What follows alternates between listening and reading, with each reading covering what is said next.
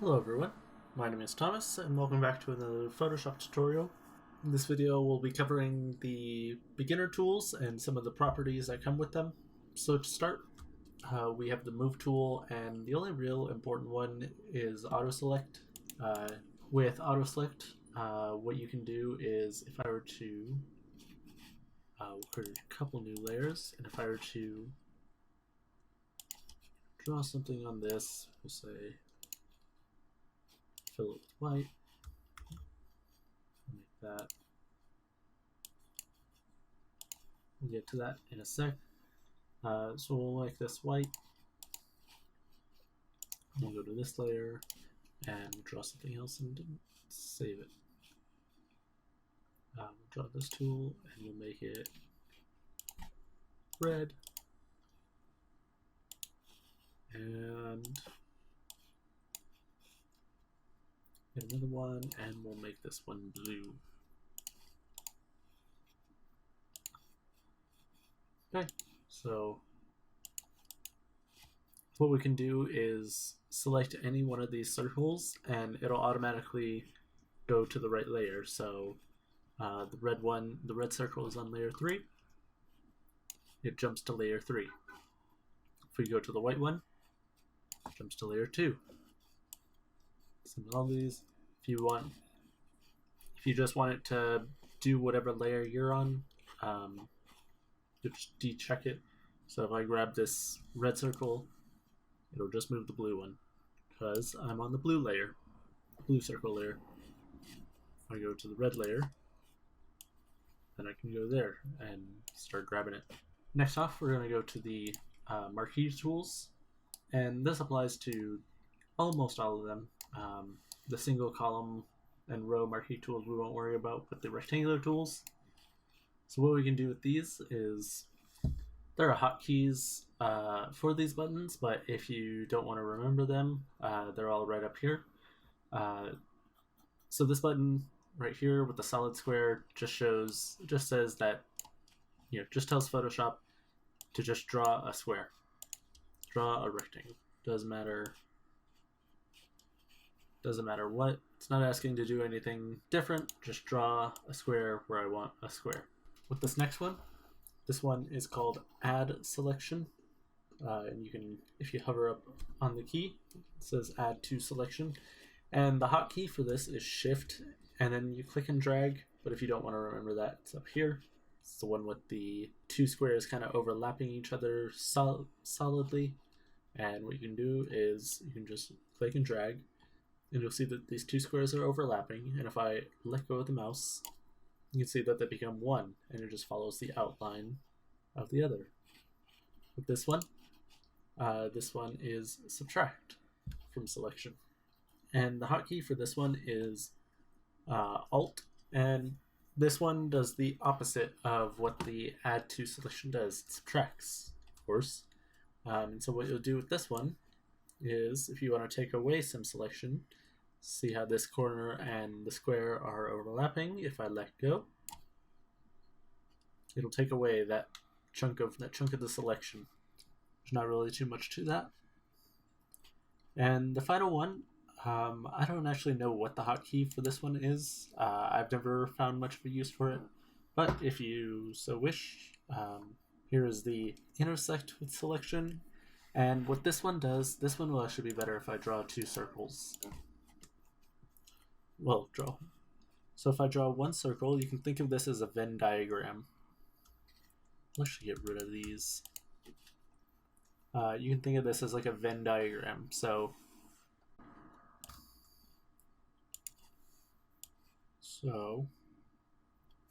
we have these two circles. I still have my mouse button held. And you can see that we have two circles, and it looks like a Venn diagram. So what this will do is it won't take one circle or the other, it'll take wherever those two are overlapping. You can see that it kept the center portion where the two circles would overlap. That's the area that the tool will select. It's an interesting tool. I've not found too much of a use for it, but it's there if you need it. The next one we'll cover is the feather tool, or the feather option. And what this one does is, go back to our draw. What this one does is softens the edges of your selections. So rather than, if we use like a brush, so imagine this is the edge of your selection. Imagine you zoomed in on the edge of your selection. So with this hard brush, if I were to draw, what I should do with white. If I were to draw a line, it's not a very good line, but it's a line. See, if we zoom in, just imagine, there's a really harsh transition from black to white. There is no gradient between the two. It's just either black or white. With the feather tool, with the feather option, if you turn up the feather, what you can do is it functions more like a soft brush brush. So if we go back,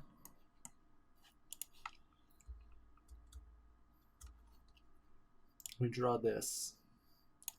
Your feather tool, the feather option functions like this. You can see in the center, it's still pure white, but as we get further to the edge, it gets less and less clear. It becomes more and more black, and you have this spot around the edge where it's gray. This is what your feather does. So if we were to draw a circle, we'll draw 2 circles. And we filled this one with just white. This one has 0 feather, 0 pixel feather. You can see that. If we let go, it's again that hard transition. There's just, you know, a few pixels. Just a few pixels where it transitions from black to gray, and it's nearly invisible on the document. So if we use the feather tool and we bump up the feather, and I'll turn it up quite significantly so you can see the effects, go up to 20 pixels. If I then draw a circle, it's about the rough size, and I again use the paint bucket tool just to fill it. If I click inside, and then click out, you can see that the edge isn't so defined. There's not this harsh line going all around the line. And when I say harsh, I don't mean to sound negative about it. There's more times than not where you'll actually be wanting a harsh line, depending on your art style. But you can see that the edge around it is a lot softer. It's not as black and white. There's a little bit of gray, and if we zoom in, you can see it almost looks like a gradient has been pasted across the screen. So you have black, black, black, then you have gray, gray, gray, and then getting lighter and lighter, and then finally you're in white. And that's what the feather tool does. It just allows you to soften up those edges so that way it's not hard. It's really good for blending if you don't want to if you want to draw a circle or select something, or want to get rid of something. This works the other way as well. If I draw, another circle within this, and I want to erase, you can see even there, I get some blending across the edge. See, it's really harsh, and then it starts to get gray, and then it gets darker and darker until it goes to black. So yeah, it's really nice if you don't want to use, something like a blur tool, go around the edge, and even then it doesn't look amazing, especially if it's not as strong.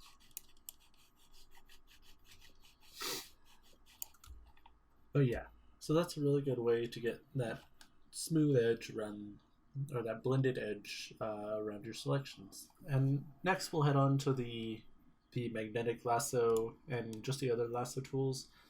They pretty much have the same properties as the Marquee Tools. Again, you have your draw a selection, add to the selection, subtract, intersect, feather, Anti-Aliasing, that's just to get smoother lines. Remember when I zoomed in earlier? And I told you how you have this kind of blending right here, these 4 pixels, or 5, I guess. Starts at white, then gets a little darker, a little darker, a little darker until you get to here where it's black. This is anti-aliasing. This is just to give your lines a little bit smoother. Because if I were to turn this off, we'll actually go to the turn this off, and I draw another circle and fill that one with white. And draw it. You can see already this jagged edge. It looks like a sawtooth. And if we go closer and closer, you can see that there's no difference. It's pure black and then pure white. There is no.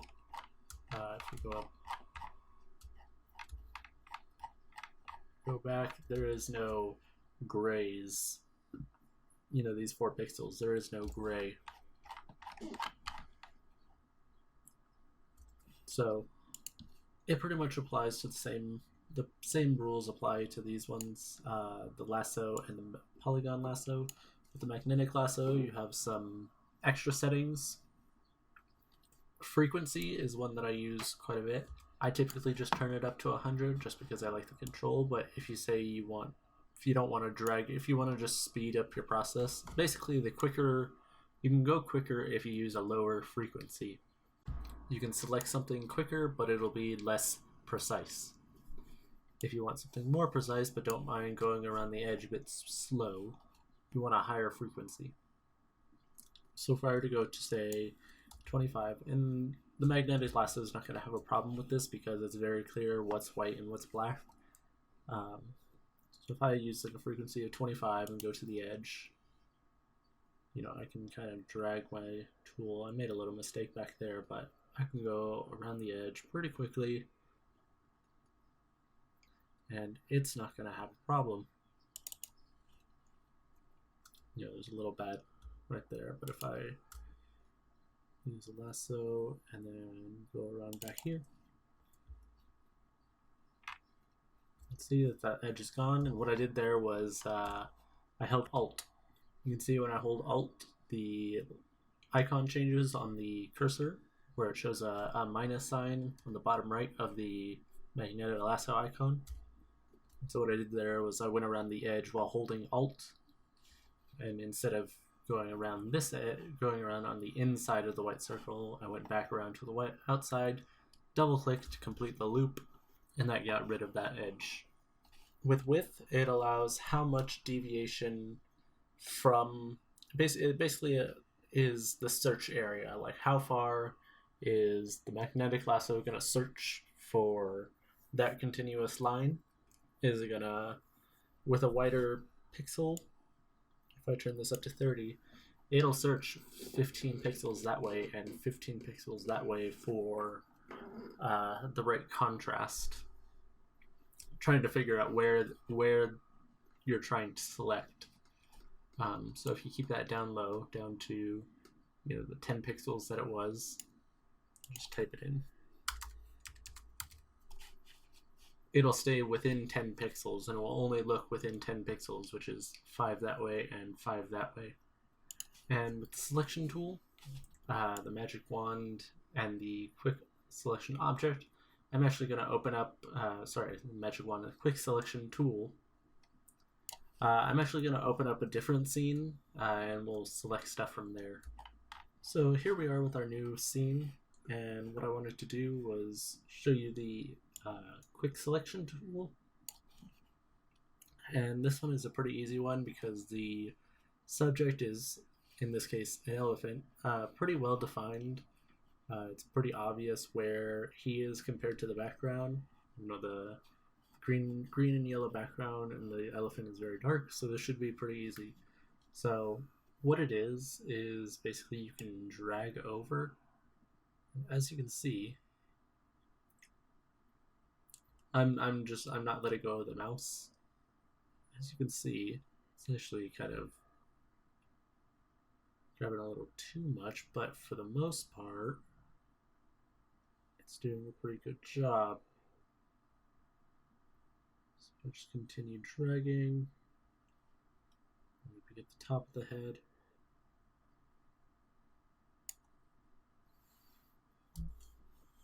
Okay, so we'll leave it there, and we'll fix this. So what we were doing was adding to the selection. We can also just make a selection, which does basically the same thing. There's not really a whole lot of difference with these two. Again, I'm just selecting. Let's just get the tail this time. Again, you can let go as long as you hold Shift and you want to restart. You can see that you get a pretty good selection. Go around, get the trunk, and as you can see, it grabbed a little bit more than we were wanting. So what we're going to do is we're going to grab the subtraction tool, and we're going to go over the edge up here. It's not quite grabbing everything that we wanted.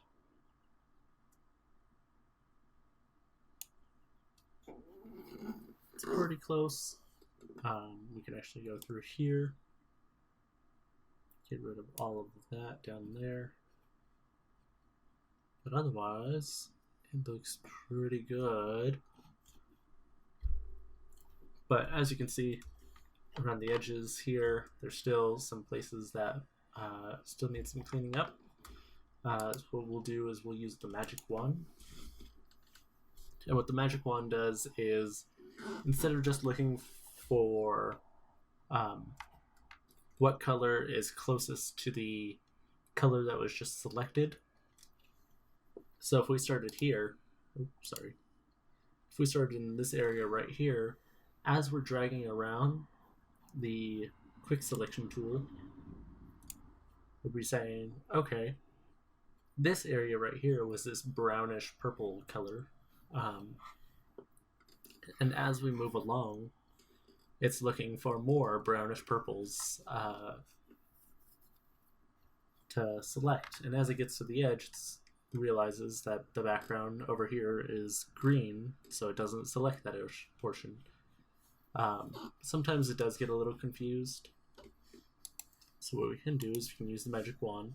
And what the magic wand does is it's looking for the specific color that you selected. So if we use the magic wand, right now it has a tolerance of 33, which basically says how strict the color selection process is. It does the same thing as the quick selection tool in terms of thinking. The quick selection tool just does it automatically, but the thing it doesn't have is a tolerance bar. As we can see, there is no tolerance. So with the magic wand, we want that tolerance to be lower.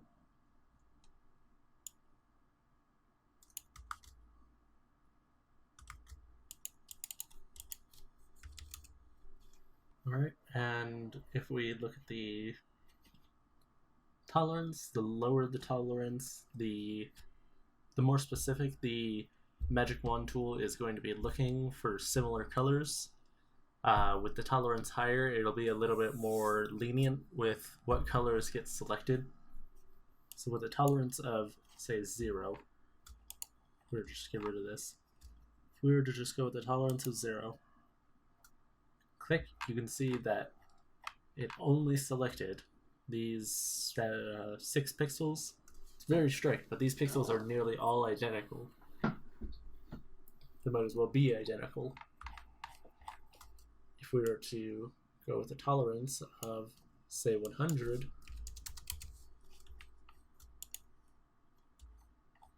you can see that it selected just about everything, including the elephant and the grass. It's kind of messy though. You can see, since there's a lot of grass here, that it's a whole bunch of different colors, and the elephant is a whole bunch of different colors. So it was a little imprecise. And so that's where changing the tolerance comes from. I think a tolerance about 33, 34 will be good. And it'll take a few selections.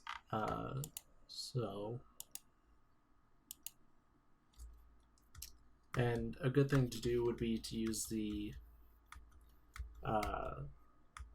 quick selection tool already to get a base selection, and then just going through getting those little edges.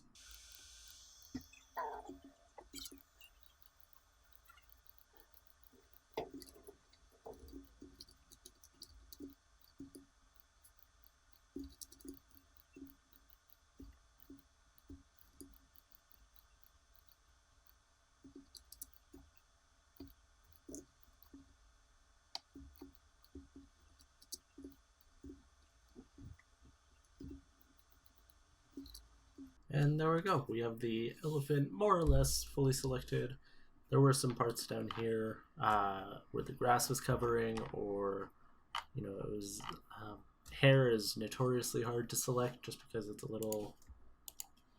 It's it's hair. It's not very thick, and so there's not a whole lot of contrast to pick from. Photoshop does its best, but it's still not. It's just not an ideal thing to select, and you can't really blame the software for that. But we have the elephant more or less fully selected, and so what we can do is there's a lot of things you can do with this. Again, your tool properties, they're basically the same as when it comes to selection as the polygon lassos, or the lassos and the marquee tools. You don't really need to worry about point samples, but your tolerance is important when it comes to how precise of a selection you want to achieve. So that'll be all for this video. In the next video, we'll be talking about more properties for more tools that we didn't cover in this video.